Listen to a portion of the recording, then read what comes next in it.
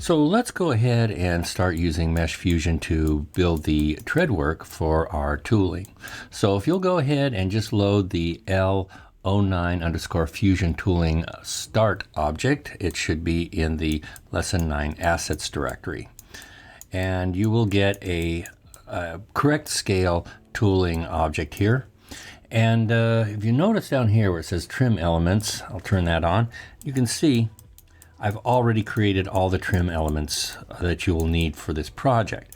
Now, that said, I'm not going to go into any detail on how I created these. These are just very straightforward direct modeling objects and using Modo's direct modeling tools, with the exception of a couple of them here, like the bottom trim object, which is a mesh operation, as well as this guy up front here that we're using as a it's a little trim object that'll cut a groove in the treads.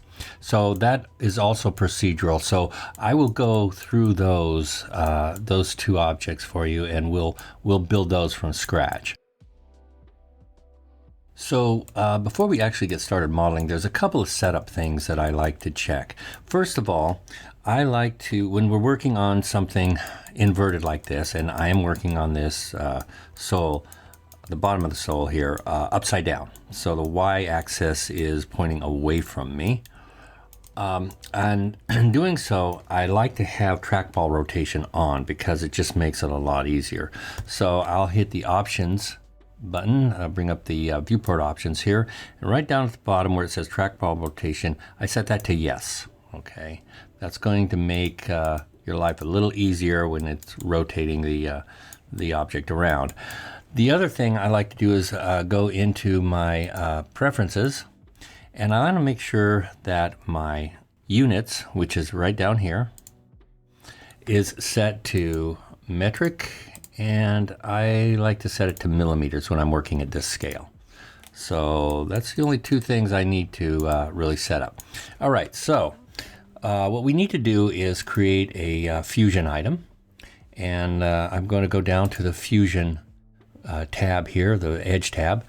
And with my the tooling selected here, I'm going to go to New Fusion. And of course, I'm going to call it Tooling. Okay, and I'm going to set my strip width to 1 millimeter. All right, so that's going to be my default width. And working at this scale, this will probably work out best for us. If you go larger, you're risking the Fusion object breakdown. Now you can edit those curves or these strips individually later on, but as a default, I prefer to set my strip widths a little smaller than larger. All right, and subdivision surfaces 2, smoothing strips 5, everything else is fine. So I'm going to don't need edge weights for this particular model, so I'm going to click OK. All right, so a couple other things. I'm going to jump over to the tooling Fusion object that we just created here, and let's see, I'm going to go to the very top here. I'm going to enable embossing, which we'll do a little bit later. I'm going to set this to deferred update right up there. Go down to the bottom here, and I'm going to set this to airtight final with parts. And weight type, we're not using edge weights, so I don't have to really worry about that. And I think that is really all I need to do for that for right now.